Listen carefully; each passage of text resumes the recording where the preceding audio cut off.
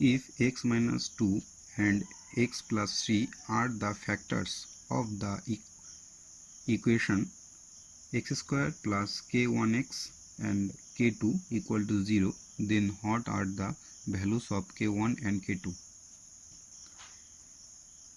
বলে দিয়েছে কি x minus 2 R x plus 3 is a factor, মানে এই ইকুয়েশনের ফ্যাক্টর হচ্ছে এই দুটো, এদের গুণ করলে এটা আসে।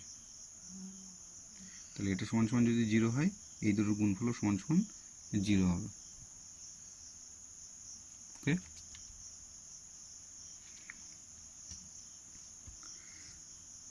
তাহলে ফ্যাক্টর দুটোকে গুণ করে ফেলি। অ্যান্সার x minus 2, এখানে x plus 3 দেওয়া আছে।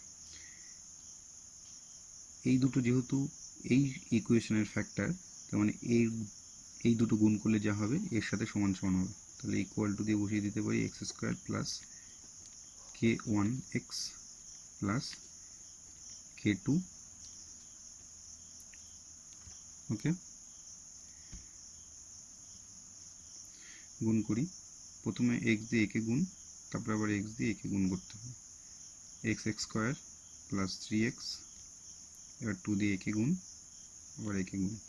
তাহলে মাইনাস দিয়ে আগে চিহ্নের গুণ করতে হয়, মাইনাস আর প্লাস মাইনাস, 2 দিয়ে x2x, আবার 2 দিয়ে 3 plus minus minus 6 equal to x square plus k1x plus k2।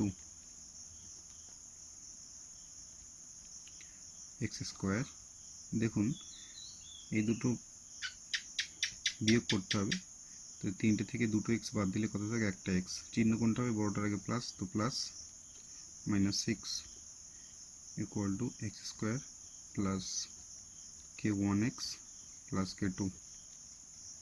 দেখুন এটার সাথে যদি তুলনা করি, x স্কোয়ার আছে, এখানে x আছে, কিন্তু k1 এর জায়গায় কিছু নেই, মানে 1।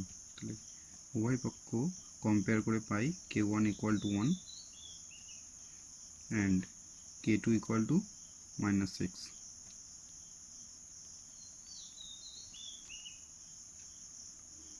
Option B is answer. Thank you.